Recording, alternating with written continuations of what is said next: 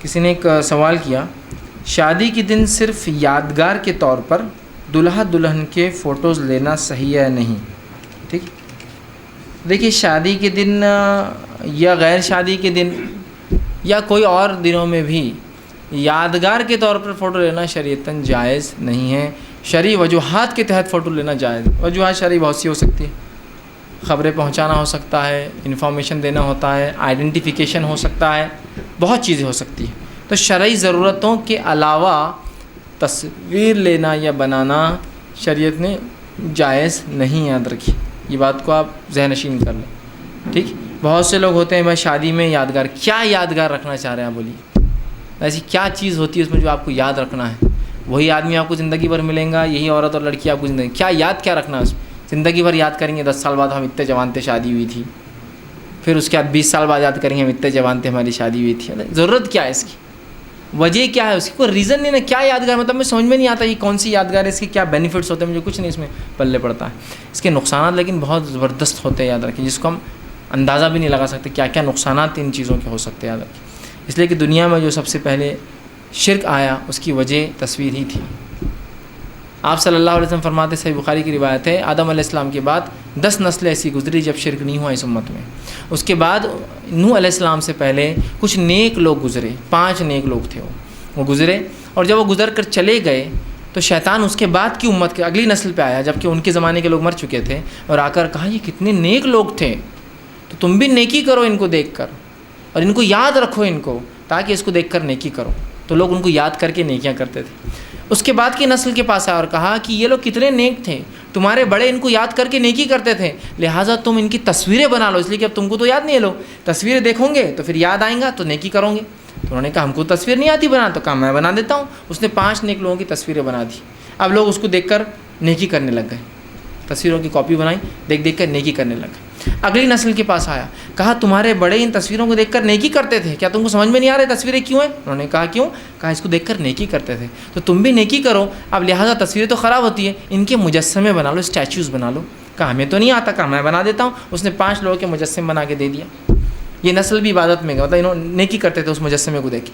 اگلی نسل میں اور کہا کہ ان مجسموں کو چوراہوں پر، در و دیوار پر، ہر جگہ منسوب کرو، تاکہ تم راستوں میں چلو دیکھو نیکی یاد آ جائے، فلاں جگہ دیکھو نیکی یاد آ جائے۔ پھر لوگوں نے اس نسل کے ہر جگہ بتلوں کو لگا دیا، راستوں پر، چوراہوں پر، ہر جگہ۔ اس کے بعد کی نسل میں اور بولا کہ تم کو پتہ ہے یہ مجسمے کیوں کھڑے چوراہوں پہ؟ تو کہا نہیں، تو کہا تمہارے بڑے ان کی عبادت کرتے تھے، اور لوگ ان کی عبادت میں لگ گئے۔ نوح علیہ السلام کے آنے تک تو مکمل مشرک ہو چکی تھی قوم۔ دیکھ رہے ہیں آپ، تصویر وجہ بنی نا، بہت خطرناک چیز ہے۔ تو لہٰذا تصویر کشی سے جتنا ہو سکتا ہے ہم کو بچنا پڑے گا، سوائے شرعی ضرورتوں کے۔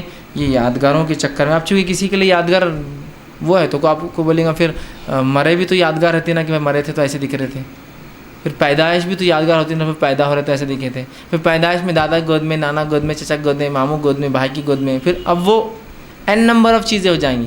تو لمٹ یہ لگا دیجئے کہ نو فوٹوز، ختم، نو فوٹوز آن کر دیجئے اپنے گھروں کو۔ بہت سے لوگ ہوتے گھروں میں تصاویریں لگاتے، پڑ دادا ایسا بندوق لے کے بیٹھے ہوئے، سگڑ دادا لاٹھی ڈال کے کھڑے ہوئے، اس سے پہلے کوئی دادا جن کی ہاتھ سے بنی ہوئی تصویر لگی ہوئی پوری، اور کتاب و سنت کی بات ہو رہی ہے، لیکن یہ نہیں ہٹ سکتا، اس لیے کہ یہ خاندانی شان ہے۔ تو یہ نو فوٹو زون کر دیجیے اپنے گھروں کو، کوئی پکچر نہیں ہمارے گھر میں، کوئی فوٹو نہیں ہمارے گھر میں، ہم لوگ اس کے عادی نہیں۔ بہت سے لوگ ہوتے اپنے چہیتے لوگوں کی فوٹو ان کا کبھی والیٹ نکال لے، اور ایسا ہوتا بھی ہے، کوئی بھی انسان کو والیٹ نکالے کہ جلدی سے دیکھتا ہے، مطلب لوگ کیوں دیکھتے ہیں والیٹ کی طرف جب بھی نکالیں تو تصویریں دیکھتے اندر کس کی ہے، اکثر تصویریں لگی والیٹ کے اندر۔ ادھر توحید پرست ہے لیکن ادھر تصویر رکھتا ہے اپنے چہیتے، وہ تصویر دیکھتے بیٹھے ہو، کچھ ہوگا تو تصویر دیکھ رہے ہے نا، ماں کی تصویر، انتقال ہو گیا، باپ کی تصویر، اور پھر جو برائی شروع ہوتی ہے آپ اس کو امیجن نہیں کر سکتے مطلب کیا کیا ہو سکتا ہے۔ اس لیے کہ اچھے عقیدے پہ قائم رہنا بہت مشکل جاتا ہے، برائی کی طرف ایک دن میں انسان نکل جاتا ہے عقیدے کے معاملے میں خاص طور پر۔ تو نو تصویر، نو فوٹو، نو، مطلب اس کو وہی کی مت کیجیے۔ بہت سے لوگ ہوتے ہیں موبائل فون لے لیتے ہیں، بس بیٹا ہنسو، کھچاک کھچاک، اس سے تو کوئی مستثنا ہی نہیں، کھچاک۔ اس کے بعد کیا ہے، بس یوں ہی ڈیلیٹ کر دیتے، پھر تو کھینچتے کیوں؟ سمجھ رہے آپ؟ تو آپ کھینچ لیں گے، کل کو اس کو رکھ لیں گا، کل کو اس کو پاس کر دیں گا، اس کی بہت برائی یاد رکھیے۔